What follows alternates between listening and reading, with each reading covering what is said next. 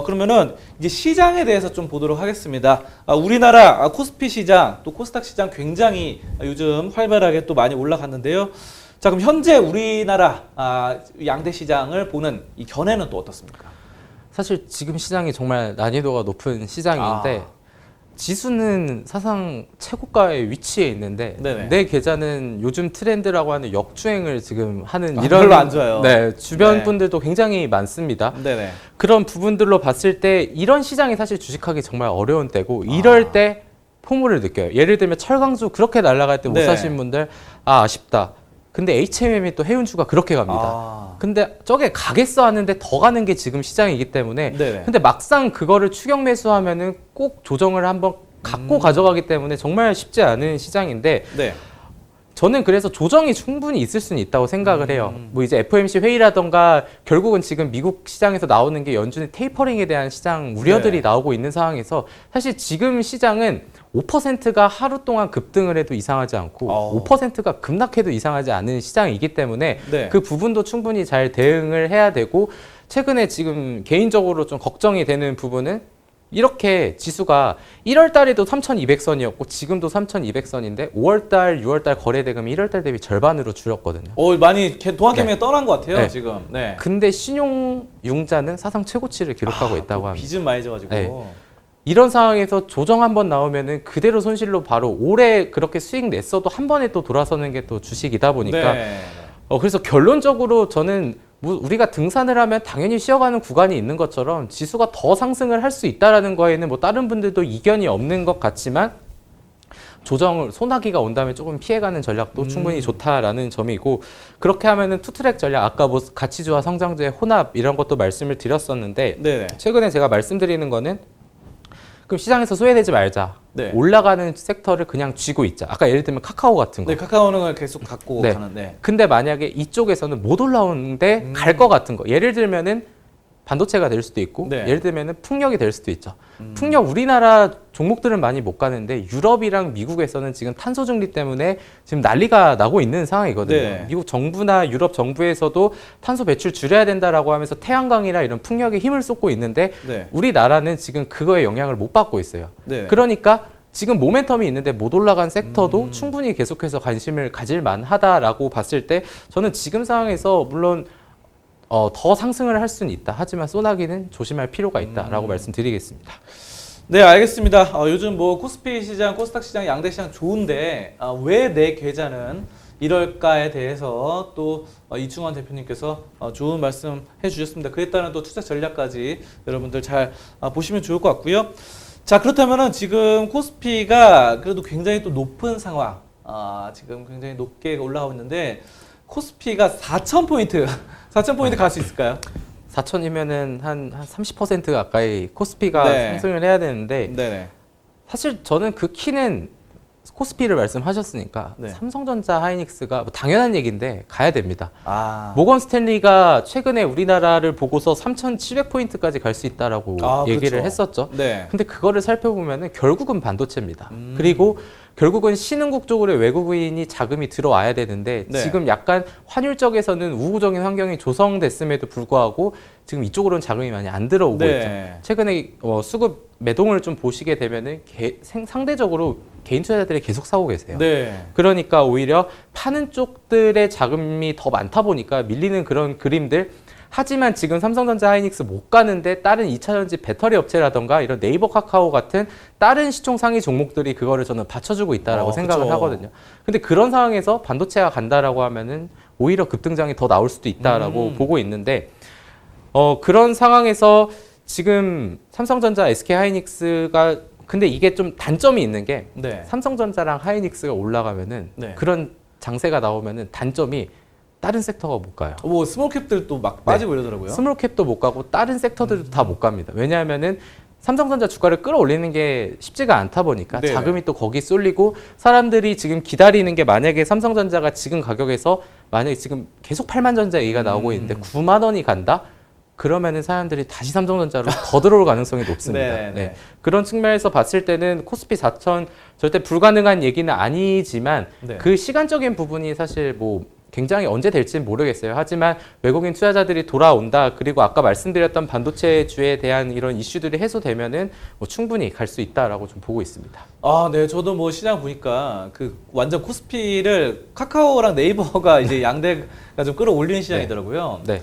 근데 이런 시장에서 좀 삼성전자와 SK하이닉스도 힘을 내서 네. 좀 같이 좀 다 갈 수 있는 그런 시장 또 그리고 스몰캡까지 모두 다 잘 올랐으면 좋겠어요. 모두가 네. 행복하고 네. 행복하는 시장이 와야 되는데 네. 아, 네, 알겠습니다. 자, 그러면은 일단은 뭐 모두 행복한 주식 투자를 꿈꾸고 있는데 잘 하실 수 있기를 바라도록 하겠습니다. 자, 근데 우리가 또 주식을 잘 하려면은 또 어떻게 해야 되는지 방법론적인 게 있잖아요. 네. 그 주식 투자 잘하는 이충원 대표님만의 비법 같은 게 있을까요? 사실 이거를 해야 된다라기보다 이거를 안 하면 좋겠다가 사실 더 중요한 것 같은 게 사실 물론 공부라 연구, 종목 연구라 이런 시황에 대한 글로벌 매크로 공부하는 거 사실 저는 그거는 당연한 거라고 생각을 합니다. 굳이 내가 뭐 공부를 한다, 연구를 한다 얘기하고 다니는 거는 사실 큰 의미가 없는 것 같아요. 네네. 근데 주식을 처음 했을 때 일단 우리가 빠지는 게 딱 보시면 작년 3월에 주식을 시작한 사람과 네네. 작년 4월 1일에 주식을 시작한 사람은 정말 천국과 지옥을 맛봤죠. 3월 달에 시작하신 분들은 시작하자마자 뭐 서킷 브레이커 걸리고 이런 상황이었는데 4월 1일에 시작하신 분들은 올라갔죠. 계속해서 수익이 났을 네. 거예요. 그러니까 주식 투자를 할 때 사실 저는 초심자 행운이 제일 위험하다라고 생각을 하는데 사실 그거를 또 바꿔서 말하면은 욕심이 제가 봤을 때는 제일 중요한 것 같아요. 안 부리는 게. 네. 우리가 당연히 주식 투자에 저 100%는 딱 하나밖에 없다고 생각합니다. 모든 사람이 다 수익을 내려고 시작을 하는 거죠. 네, 그 그렇죠. 외에 100%는 없다라고 생각을 하는데 네. 근데 우리는 그걸 원하죠.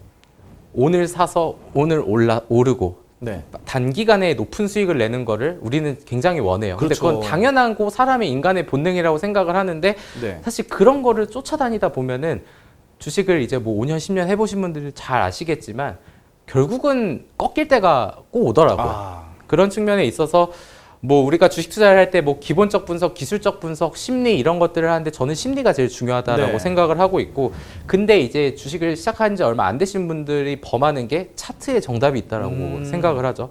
갑자기 뭐 골든 크로스 나온다, 뭐 볼린저 밴드 상단을 돌파했다 이러면서 뭐 그런 얘기들 많이 말씀을 하시는데 뭐 정답이 있으면 사실 모든 사람이 다 수익이 나야 된다라고 생각하는 게 제 개인적인 생각이고 아까 말씀드렸던 그런 포모 현상 느끼는 거 그게 1차적으로 안 좋은 거고 2차적으로 안 좋은 거는 뇌동매매로 연결이 되면서 엇박자가 나는 순간 좀 손실이 많이 나거든요. 그런 측면에 있어서 뭐 주식 잘하는 비법에 대해서 여쭤봤는데 사실 그 반대적인 얘기를 먼저 드리긴 했지만 결국 주식을 잘하기 위해서는 남들보다 더 많이 공부를 해야 된다라고 생각을 해요. 사실 저는 뭐 말씀드린 것처럼 이렇게 기업 탐방을 다녀오고 거의 하루 종일 뭐 방송 준비를 하면서도 이쪽 시장에 주식 시장에 대해서 공부를 하고 있는데 네. 일반 직장인 다니시는 분들 뭐 제 주변 지인들 보면은 뭐 나 일주일에 뭐 주식 공부 2-3시간 한다 많이 한다라고 하는데 사실 제 입장에서 봤을 때는 그거는 이제 공부인 거죠. 내가 모르는 걸 공부하는 거고 저는 연구를 해야 된다라고 말씀을 드리고 싶은 게 종목 남들이 다 아는 거 애널리스트 분들이 당연히 레포트 쓴 거 좋죠. 근데 그것만 보고 투자하는 거 모두한테 공개된 정보를 이용하고 투자하는 거는 저는 그거에 대한 메리트가 좀 떨어진다라고 생각을 하거든요. 물론 애널리스트 분들이 쓴 게 정확하긴 하지만 내가 이 종목이 좋다라고 생각을 하면은 그 회사에 찾아가기 힘들더라도 잠깐 뭐 전화라던가 이런 부분들을 통해서 연구를 해야 되는 자세가 뭐 지금 당장은 빛을 못 발할 수는 있겠지만 중장기적으로는 결국은 수익으로 돌아오지 않을까라고 생각하고 있습니다. 정말 좋은 말씀 좀 많이 해주셨는데 제가 좀 한 가지 굉장히 좀 좋게 좀 공감이 됐던 게 욕심을 가지지 말자. 네. 근데 그만 제가 요거는 한번 여쭤보고 싶어요. 네. 우리가 이제 주식 투자를 하면은 사실 욕심이 많은 사람들이 주식 투자를 많이 하더라고요. 네. 그러니까 이제 돈을 왕창 벌자 이런 분들이 많이 하는데 그렇다면은 이충원 대표님께서는 1년에 주식 투자로 목표 수익률 1년에 몇 % 정도가 나면은 딱 욕심 부리지 않고 적절한 수준이다. 어떻게 생각하십니까? 이 정말 이게 말씀을 드리는 게 사실 저는 이 업에 종사를 하다 보니까 네. 저는 제가 쓰는 하루에 뭐 예를 들면 9시부터 6시까지 일을 하시는 분들이 있다라고 하면 저는 9시부터 6시까지 주식만 보다 보니까 그렇죠. 그리고 밤에도 보잖아요. 그러니까 저는 사실 그런 종목에 있어서 남들은 뭐 10%, 20%도 맞다 이렇게 저금리 시대에 하지만 네. 저는 거의 50%에서 그래도 100%를 노리고 이거는 뭔가 제 욕심보다는 그거죠. 이게 어떤 느낌이냐면은 이렇게 하는데도 네. 만약에 수익이 안 나면 저는 이쪽에 재능이 없는 거라고 생각을 네. 하거든요. 그러니까 네. 이거는 본인의 성향에 맞게 네. 저는 정하는 게 제일 중요한 것 같아요. 증권사에 있었을 때 가장 좀 제가 고객님을 응대할 때 첫 번째로 물어봤던 질문은 네네. 뭐 얼마로 하실 거예요? 이런 게 아니라 네. 딱 연에 몇 %를 원하세요를 먼저 물어봤어요. 목표 수익률. 네. 저도 그런 네. 거 많이. 근데 생각하고요. 네. 그거를 먼저 여쭤보는 이유가 네. 처음에 만약에 10%라고 하면은 아. 나중에 만약에 이제 뭐 저하고 이렇게 같이 하면서 10% 수익이 났어요. 네. 근데 갑자기 이거 20%, 30% 내야 된다라고 말씀을 드리면서 욕심을 내시죠. 그래요? 그때 그래서 저는 그걸 말씀드려요. 처음에 저 만날 때 목표 수익률 몇 %냐고 하셨냐.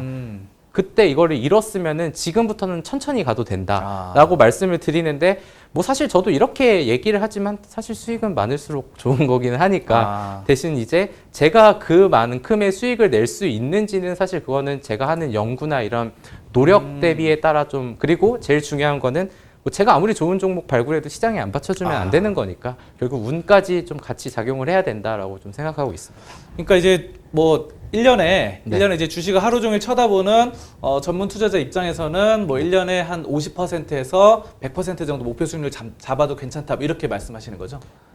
제 개인적인 얘기인 거고 이게 사실 되게 조심스러운 답변이라서 그렇긴 한데 뭐 사람마다 다르죠. 그리고 투자금 대비해서도 사실 이게 주식을 하신 분들은 정말 잘 아실 거예요. 이게 제가 이해가 안 되는 게 이게 만약에 1,000만 원으로 1,000만 원 수익이 나는 거, 그러니까 뭐 2배 수익이 나는 거죠. 근데 그런 사람들이 항상 하는 가정이 있어요.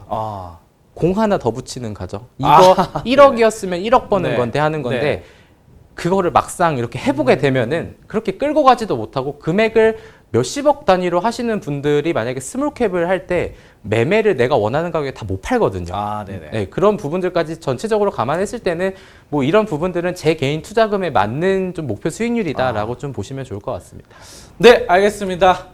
여러분들 또 좋은 말씀 잘 들었고요. 자, 그렇다면 이제 시간이 좀 된 것 같은데 좀 마지막으로 이 대표님께서 주식 투자를 하고 있는 시청자분들에게 하고 싶은 말씀 마지막으로 한 말씀 부탁드리겠습니다.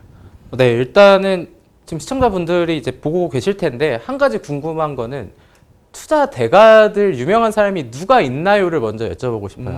그럼 제가 이 질문을 드린 사이에 몇 분이 떠올랐겠죠.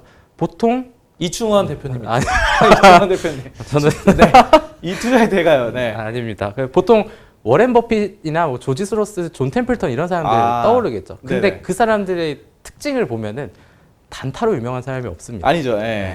그렇다 보니까 제가 말씀드리고 싶은 거는 그거예요.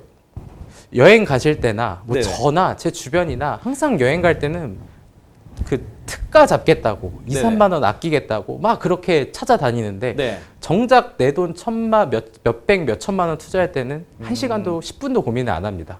저는 그거에서 결국은 큰 차이가 난다라고 생각을 합니다. 정말 내가 이 회사에 대해서 누구보다 잘 알고 이런 단계가 됐을 때에 그렇게 비중을 실어서 투자하는 게 맞는 거지 단순히 옆에서 이 종목 좋대, 저 종목 좋대 해가지고 투자하는 거는 좀 자제를 해야 되지 않을까라고 좀 마지막으로 당부를 드리고 싶습니다. 네, 알겠습니다. 저 오늘 정말 대표님께서 귀한 시간 내주셔서 좋은 시간, 귀한 시간 가졌고요.